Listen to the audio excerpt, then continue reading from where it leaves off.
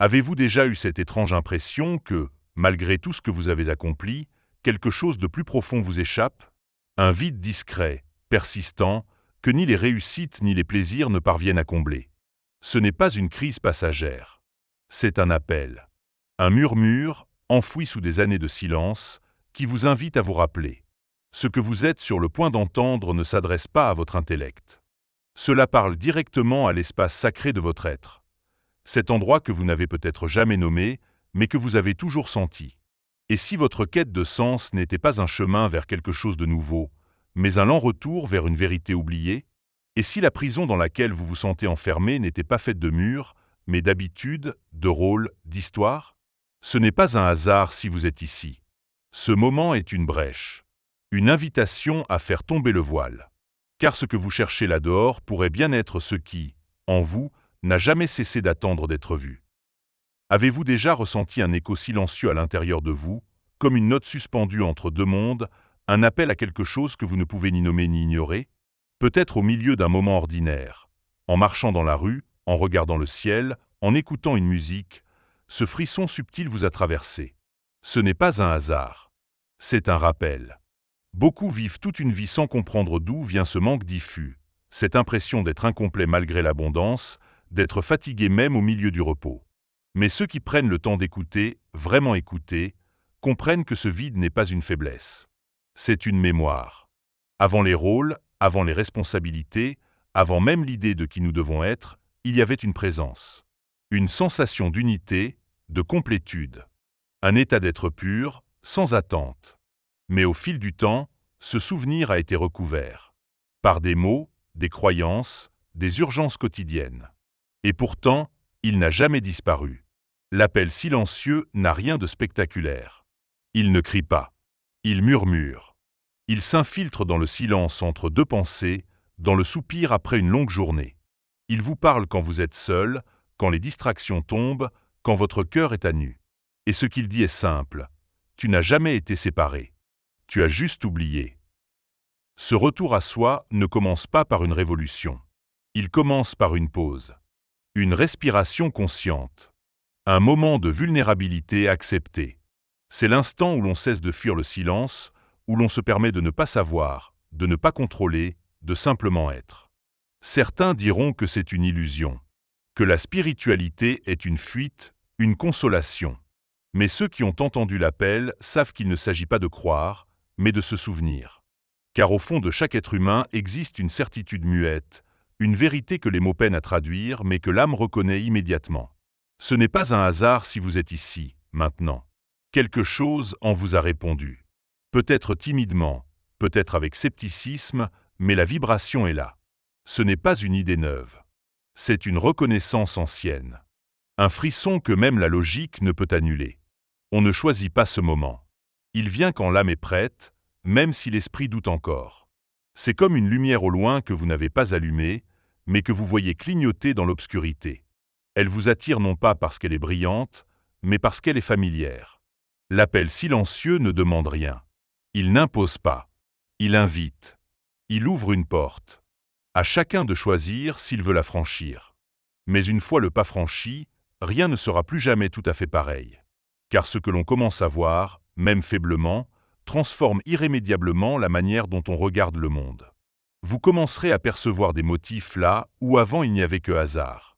Vous ressentirez des connexions là où il n'y avait que séparation.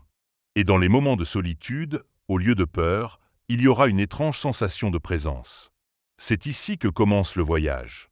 Pas sur une montagne, pas dans un temple, mais dans ce cœur battant, dans ce souffle discret, dans cette décision silencieuse de ne plus ignorer ce qui frappe depuis toujours à la porte de votre conscience. La vraie force ne réside pas dans la capacité à se protéger du monde, mais dans le courage de s'ouvrir à ce qui est vivant en soi. Et cet appel, aussi discret soit-il, est la preuve que ce qui est vivant en vous cherche à s'éveiller.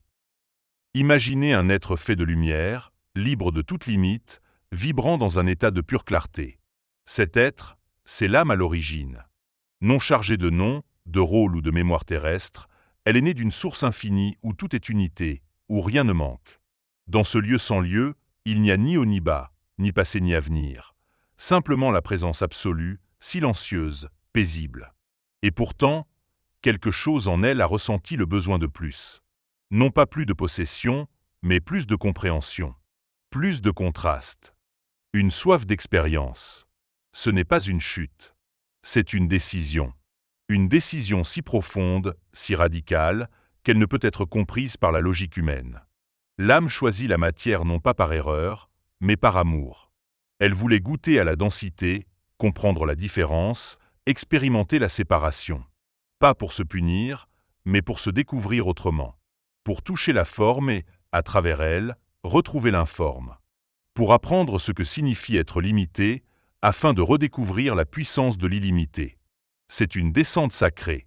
Une traversée consciente des couches de la réalité, de la plus subtile à la plus grossière. À chaque étape, une partie du souvenir s'efface. Comme un plongeur qui, en s'enfonçant dans les profondeurs, voit la lumière de la surface se tamiser peu à peu. Et à mesure que cette lumière diminue, l'oubli s'installe. Mais cet oubli n'est pas une tragédie. Il est le voile nécessaire pour que l'expérience soit réelle. Si l'âme se rappelait constamment qui elle est, le jeu perdrait sa saveur. Elle ne pourrait pas être vraiment touchée, bouleversée, transformée. C'est dans l'oubli que l'émotion naît. C'est dans la séparation que la recherche commence. Et c'est dans cette quête que l'éveil devient possible. Ainsi, l'âme entre dans le monde matériel comme un enfant dans un rêve. Elle prend un nom, une forme, une histoire. Elle s'attache à des corps, à des identités, à des émotions. Elle oublie qu'elle est joueuse et se prend pour le personnage. Et le monde, avec toutes ses couleurs et ses contradictions, devient une scène d'apprentissage unique. Cette matière si dense, si lourde, agit comme un miroir. Elle reflète les pensées, les intentions, les désirs.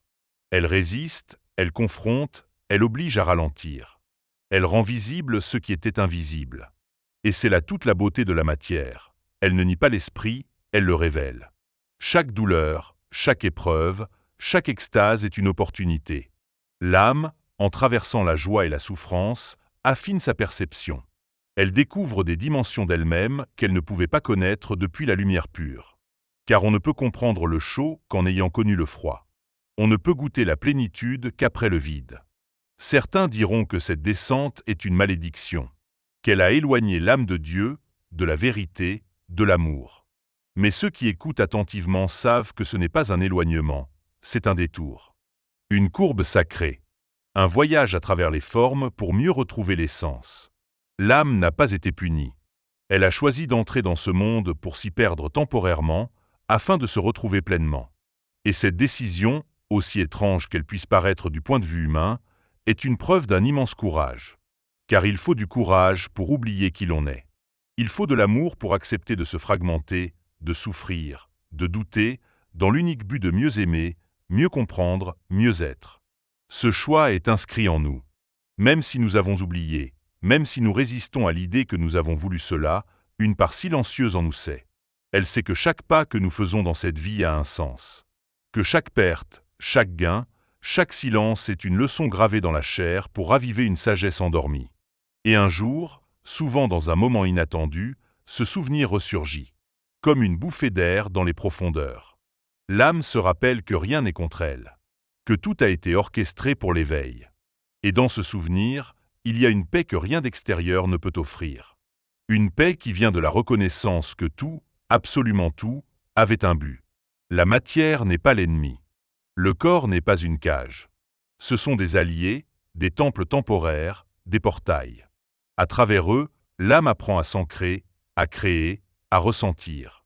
Et c'est dans cette incarnation que l'on peut découvrir la véritable grandeur de l'esprit, non pas en fuyant la terre, mais en l'aimant, en la traversant avec conscience, en la transformant en offrande. Il n'existe pas de mur, pas de chaîne, pas de geôlier visible. Et pourtant, l'âme est prisonnière.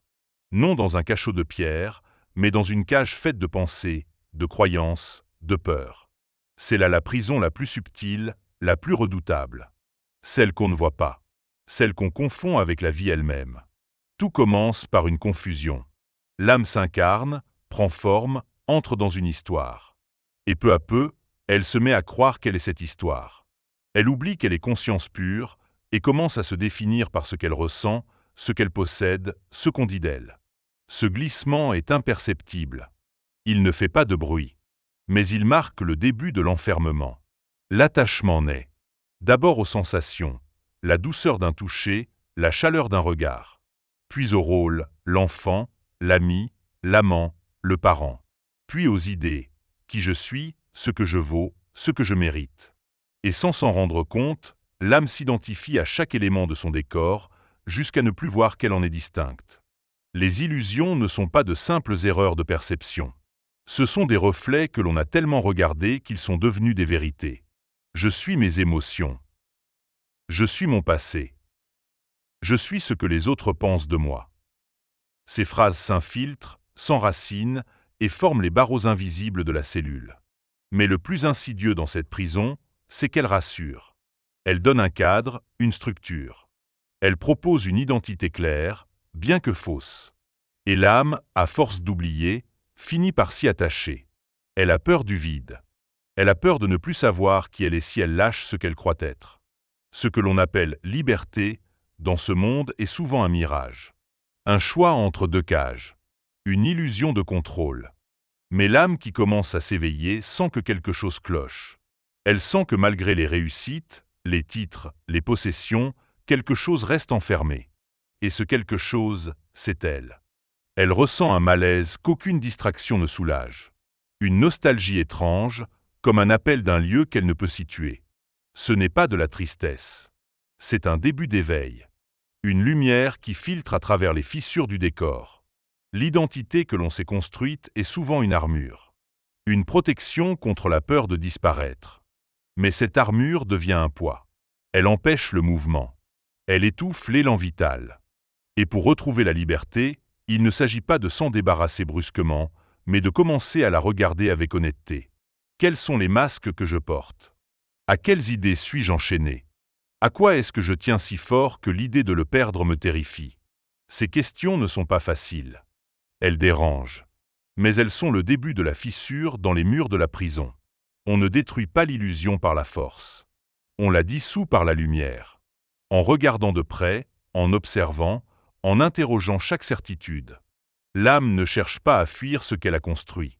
Elle cherche à s'en libérer avec douceur, en comprenant qu'elle n'est rien de tout cela.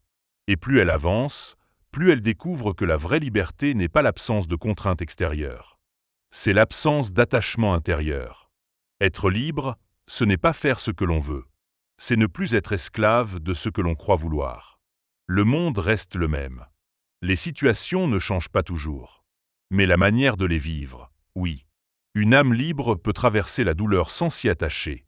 Elle peut accueillir la joie sans s'y accrocher. Elle danse avec la vie, sans chercher à la figer. C'est une révolution silencieuse. Rien ne paraît avoir changé. Et pourtant, tout est différent. Le regard est plus vaste. Le cœur est plus léger. L'esprit est plus clair. Parce que la prison s'est ouverte, non par la force, mais par la compréhension. Et dans cette compréhension naît une immense compassion. Pour soi d'abord. Pour toutes les fois où l'on s'est cru indigne, séparé, petit. Pour tous les jugements portés, toutes les peurs nourries. Puis pour les autres.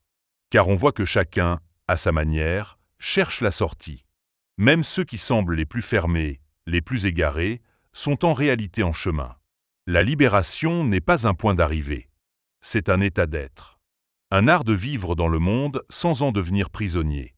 C'est marcher léger, parler vrai, aimer sans peur. C'est retrouver la souplesse de l'âme, sa curiosité, sa tendresse. Et cela commence par un geste simple, oser regarder la cage. Oser admettre qu'elle est là.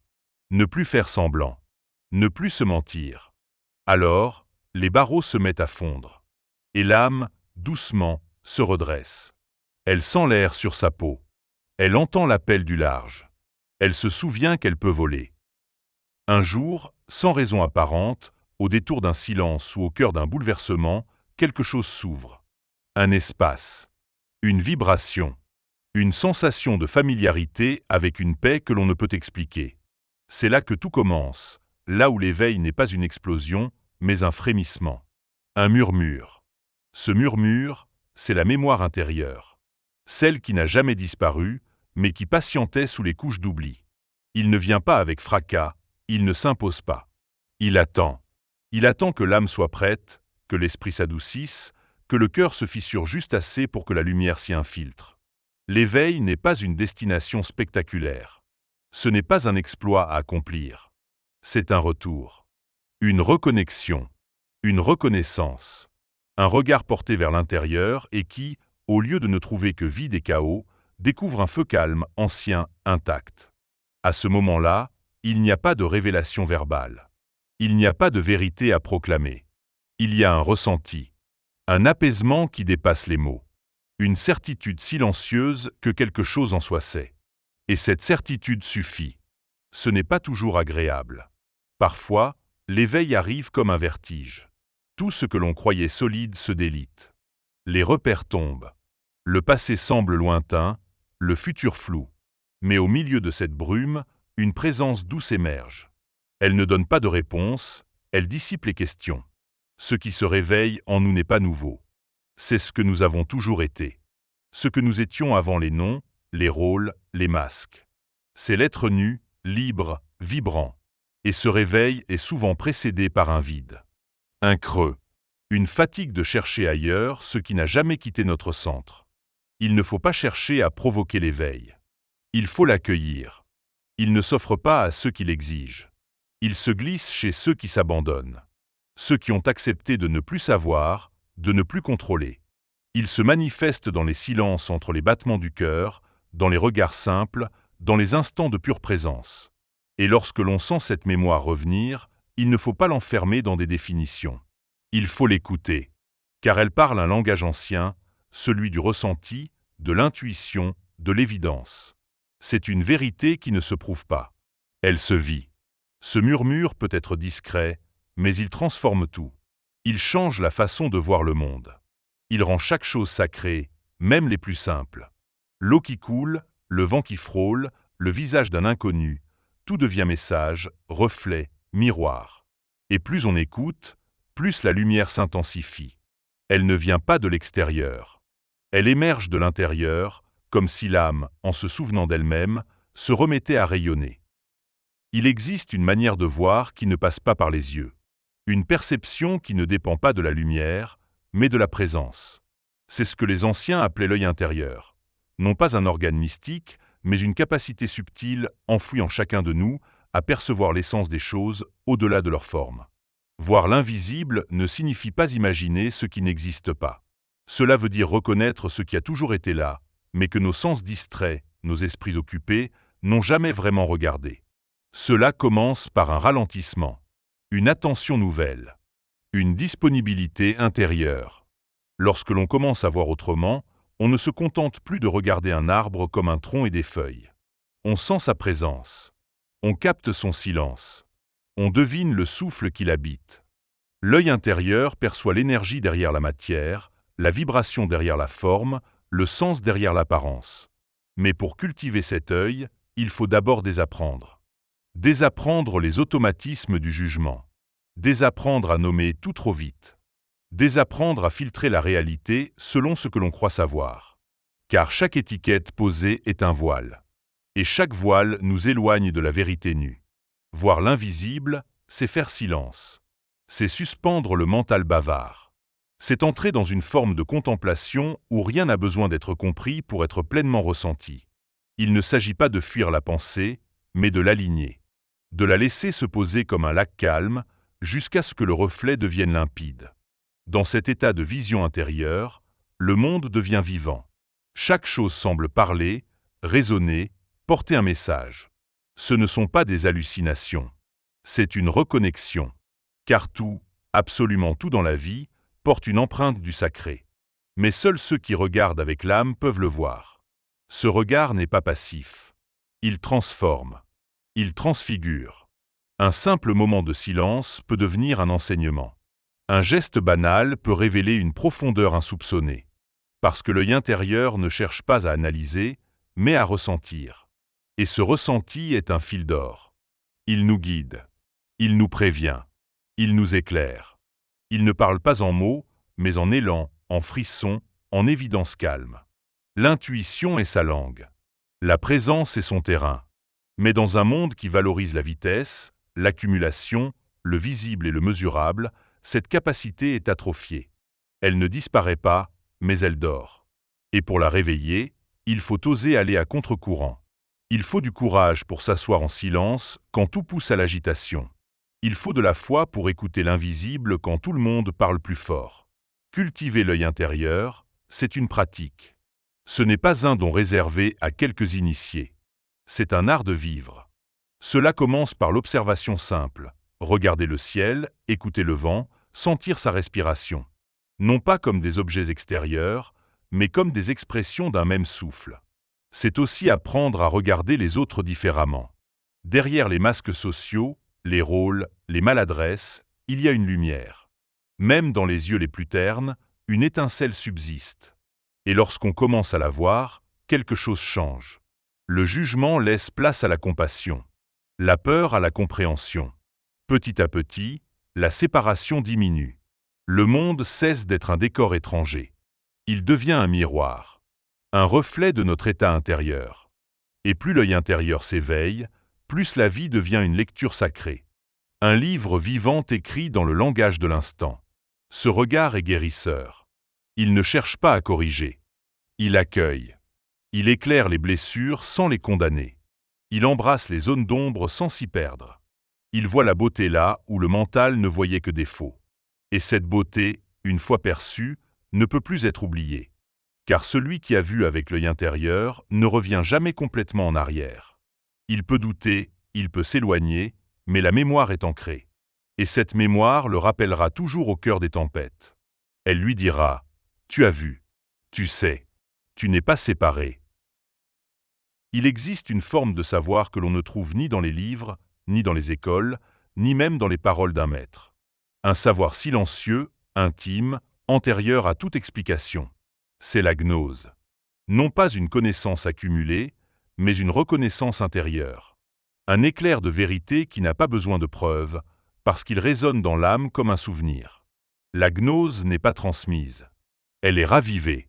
Elle ne s'acquiert pas, elle se révèle. Elle ne peut pas être imposée.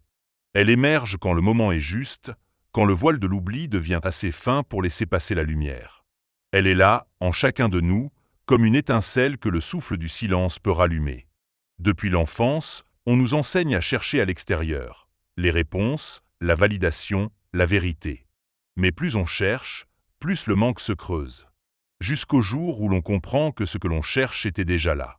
Que ce n'est pas une découverte, mais un souvenir. Que la paix n'est pas au bout d'une quête, mais au cœur d'une reconnaissance. La gnose ne parle pas de concepts abstraits. Elle parle de ce que l'on ressent sans pouvoir le dire. Ce frisson qui traverse le corps sans cause apparente. Cette certitude douce qui s'impose sans logique. Ce regard intérieur qui voit, sans avoir appris. Elle est le langage originel de l'âme. Et pourtant, elle est souvent oubliée. Recouverte par des couches d'informations, de doctrines, d'opinions. Enterrée sous les dogmes, les règles, les traditions. Car le monde extérieur redoute cette liberté. Une âme qui connaît par elle-même est indomptable. Elle n'a besoin d'aucun intermédiaire pour accéder au sacré. Mais même si elle est enfouie, la gnose ne meurt jamais. Elle attend. Elle attend ce moment de pause, cette faille dans la routine, cette ouverture fragile où l'âme commence à douter de ce qu'elle croyait savoir. Et dans ce doute, une porte s'ouvre. L'éveil de la gnose est discret. Ce n'est pas une révélation spectaculaire, mais un basculement doux. Comme si l'on passait de l'obscurité à la clarté, sans mouvement. Comme si l'on se souvenait d'une chanson entendue dans une autre vie. Et dans ce souvenir, tout s'aligne. Aucun mot ne peut exprimer pleinement cette reconnaissance. Mais celui qui l'a connue la reconnaît chez les autres. Il y a dans le regard une paix, dans la parole une justesse, dans le silence une plénitude. Pas besoin de convaincre. Pas besoin d'argumenter. La vérité se reconnaît par sa vibration. Ce savoir intérieur transforme tout. Il ne fait pas de bruit, mais il modifie la manière d'aimer, de marcher, de respirer. Il nous ramène à l'essentiel. Il nous dénude. Il nous recentre. Et surtout, il nous libère. Non pas en ajoutant quelque chose, mais en enlevant tout ce qui n'est pas nous. C'est pourquoi le véritable enseignement spirituel ne donne rien. Il rappelle. Il n'ajoute pas. Il allège. Il ne promet pas de réponse toute faite. Il invite à plonger en soi. Il ne fabrique pas des disciples. Il réveille des souverains intérieurs. Le rôle de ceux qui partagent ce chemin n'est pas de détenir la vérité, mais de la refléter. Comme un miroir propre reflète le visage. Comme une musique évoque un souvenir sans le nommer. Le maître véritable ne dit pas « suis-moi ». Il dit « regarde en toi ». Et cette invitation est sacrée. Elle ne peut être entendue que par ceux qui sont prêts. Car la gnose, une fois réveillée, ne vous laisse plus tranquille. Elle vous pousse à la cohérence, à l'authenticité, à la transformation. Elle ne supporte pas le faux, le compromis, le masque. Elle veut que vous soyez vrai, pleinement, jusqu'au bout. Mais elle ne juge pas. Elle attend. Elle sait que chaque être a son rythme, son chemin, ses ombres à traverser. Elle ne presse pas. Elle respecte. Car elle sait que ce qui est vrai ne peut être perdu. Il peut être oublié, mais jamais détruit. Et dans ce rappel, il y a une beauté indicible. Une douceur qui guérit. Une force tranquille. Car celui qui se souvient de la lumière qu'il porte n'a plus besoin de convaincre. Il devient lumière. Il marche dans le monde sans chercher à le changer, mais en l'éclairant simplement par sa présence. La douleur. Ce mot que l'on redoute, que l'on fuit, que l'on tente de faire taire à tout prix. Elle surgit sans prévenir, s'impose, bouleverse, dérange. Et pourtant, si l'on y prête attention, elle ne vient jamais seule. Elle vient avec un message. Elle vient avec un rappel. Dans notre monde, la douleur est perçue comme un ennemi. On la combat, on la masque, on la juge comme une faiblesse. Mais si elle n'était pas là pour nous faire souffrir, mais pour nous réveiller? Et si, derrière chaque larme, chaque vertige, chaque perte, se cachait un appel silencieux vers l'éternité oubliée? L'âme, dans son cheminement à travers le monde matériel, s'endort. Elle se perd dans les formes, s'identifie aux histoires, s'accroche aux objets. Mais elle n'oublie jamais totalement. Et la douleur est parfois la seule chose assez puissante pour percer l'amnésie.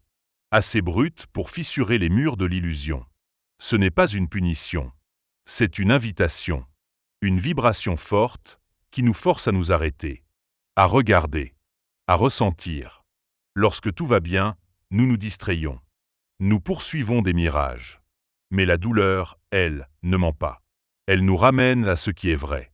À ce qui compte vraiment. Chaque douleur porte une clé. Une leçon. Un potentiel de transformation. Mais pour cela, encore faut-il l'écouter. Non pas avec l'esprit qui veut l'expliquer, la diagnostiquer, la classer, mais avec l'âme qui peut l'accueillir, la traverser, la comprendre de l'intérieur. Quand on cesse de fuir la douleur, elle change de visage. Elle devient guide. Elle montre ce qui a été oublié, ce qui a été nié. Elle met en lumière les zones d'ombre, non pour nous punir, mais pour que nous puissions les aimer, les intégrer. La douleur n'est pas le contraire de la paix. Elle est la secousse qui nous rappelle que la paix a été perdue. Elle est le signal que quelque chose en nous appelle à l'alignement. Elle nous empêche de nous installer dans le faux. Elle déracine les illusions avec la force d'un ouragan. Et pourtant, elle n'est pas violente par essence. Elle est juste. Elle est proportionnelle au degré d'oubli. Elle est la réponse naturelle de l'âme à la séparation. Plus nous résistons, plus elle s'intensifie. Mais si nous l'écoutons dès les premiers signes, elle peut être douce. Comme une main sur l'épaule, un chuchotement dans la nuit. Regardez les moments de douleur dans votre vie. Vraiment, ceux qui vous ont marqué, transformé. Que vous ont-ils révélé? Peut-être que derrière la perte, il y avait une vérité. Derrière le rejet, une libération. Derrière l'effondrement, une reconstruction plus juste. Il ne s'agit pas de glorifier la souffrance. Il ne s'agit pas de la chercher, mais de ne plus la diaboliser. De comprendre qu'elle fait partie du chemin, qu'elle est un langage, et que si l'on apprend à l'écouter, elle cesse d'être une ennemie. Paradoxalement, c'est souvent dans les moments les plus sombres que l'on touche quelque chose de plus grand. Une sagesse tranquille, une présence, une lumière qui ne vient pas de l'extérieur, mais qui s'éveille au cœur même de l'épreuve. Cela ne se passe pas en une fois. C'est un apprentissage. Un article. Celui de rester ouvert dans la tempête. De respirer au milieu des décombres. De faire confiance à ce qui ne peut être vu. Et plus on pratique, plus on découvre que la douleur est un pont.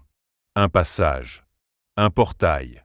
Elle nous pousse à aller plus loin, à chercher plus profondément, à ne plus se contenter. Et ce qu'elle révèle, lorsqu'on ose la traverser, est d'une richesse inestimable, la conscience de notre nature immortelle. La certitude que ce que nous sommes ne peut être détruit. L'âme qui a souffert, mais qui a compris, devient plus vaste. Elle n'est pas brisée. Elle est affinée. Elle devient plus douce, plus vraie, plus humble. Elle sait ce que signifie tomber, et elle n'en a plus peur. Elle sait que dans chaque chute se cache un envol. Alors oui, la douleur fait mal. Mais elle ouvre. Elle purifie. Elle rappelle. Et à travers elle, l'éternité se ferait un chemin. Il y a un moment, sur le chemin du retour, où l'âme ne cherche plus. Elle ne questionne plus. Elle ne combat plus. Elle se rappelle. Et dans ce souvenir, elle découvre quelque chose qu'elle n'avait jamais vraiment oublié, la présence de l'esprit. L'esprit n'est pas un concept. Ce n'est pas une croyance à adopter ni une énergie extérieure à attirer. L'esprit est là, silencieux, immobile, permanent. Il a toujours été là, même dans les nuits les plus sombres, même dans les pertes les plus douloureuses, même lorsque l'âme criait dans le vide. Il était là. L'esprit, c'est ce qui ne change pas, ce qui ne naît ni ne meurt, ce qui observe sans juger, ce qui soutient sans imposer, ce qui aime sans condition. Il ne réagit pas aux circonstances. Il n'est pas affecté par les émotions. Il est la lumière pure, éternelle, qui éclaire tout sans jamais se mêler au tumulte. Et lorsque l'âme commence à reconnaître cette présence, quelque chose en elle se transforme radicalement. Elle comprend que la paix ne dépend de rien d'extérieur, que la vérité ne se discute pas. Elle est. Et cette certitude calme les vagues, dissipe les peurs, redresse l'être. Ce retour n'est pas spectaculaire. Ce n'est pas un événement. C'est un état. Un glissement doux vers ce qui a toujours été là. C'est comme rentrer chez soi après une longue absence. Rien n'a changé, mais tout semble nouveau. L'air est plus frais. Le silence est plus vaste. Le cœur est plus ouvert. Ce n'est plus l'âme qui cherche Dieu. C'est Dieu qui, à travers l'âme, se reconnaît. Ce n'est plus l'esprit qui est à atteindre. C'est l'illusion de la séparation qui tombe. Il n'y a plus de chemin à parcourir. Il n'y a que la conscience à élargir. Reconnaître l'esprit en soi, c'est abandonner toute idée de mérite. Il n'y a rien à mériter, rien à prouver, rien à conquérir. C'est l'évidence de ce que nous sommes. Une évidence que seule l'humilité peut révéler. Une clarté que seul le silence peut faire émerger. Et dans ce silence, tout prend sens. Les douleurs passées ne sont plus des erreurs, mais des portes. Les pertes ne sont plus des fins, mais des transitions. Les rencontres ne sont plus des hasards, mais des rappels. Tout devient fil. Tout devient lien. Tout devient offrande. L'esprit ne se manifeste pas par la grandeur, mais par la simplicité. Un souffle tranquille. Un regard doux. Un geste sans attente. Une attention sincère à ce qui est. Il ne cherche pas à briller. Il se contente d'être. Et dans cet être, il rayonne. Il ne s'agit plus de devenir quelqu'un. Il s'agit de cesser de croire que l'on est quelqu'un. Et dans cette disparition de l'ego, l'être véritable émerge. Pas comme une idée, pas comme une image, mais comme une présence. Une densité paisible. Un feu calme qui ne brûle pas, mais éclaire. Ce retour à la source est un dépouillement. On laisse tomber les masques, les histoires, les rôles. On ne joue plus. On vit. On respire. On aime sans avoir besoin d'être aimé en retour. On donne sans compter. On écoute sans interrompre. On voit sans juger. Et dans cet état, on découvre que l'on n'a jamais été séparé. Que tout ce que l'on a cherché, attendu, désiré, était déjà là. Non dans les choses, mais dans le regard que l'on posait sur elles. Non dans le futur, mais dans l'instant. Ce n'est pas un aboutissement. C'est un commencement. Le commencement d'une vie vécue depuis l'essence. Une vie où chaque instant est sacré. Où chaque souffle est prière. Où chaque rencontre est une opportunité d'honorer la lumière dans l'autre. L'esprit ne demande pas de se retirer du monde. Il invite à y être pleinement, mais avec présence, avec amour, avec conscience. Il transforme les gestes simples en rituels. Il rend chaque action porteuse de sens. Il révèle la grandeur dans l'ordinaire. Et plus on s'abandonne à lui, plus la vie devient fluide. Les résistances tombent. Les peurs s'apaisent. La confiance prend racine. Non pas une confiance naïve, mais une confiance profonde, née de la reconnaissance de l'unité de tout ce qui est. Le retour à la source, ce n'est pas échapper au monde. C'est l'habiter pleinement. C'est marcher sur la terre en se souvenant du ciel. C'est tendre la main à l'autre en sachant qu'il n'y a pas d'autre. C'est vivre en paix avec ce qui est, tel que c'est.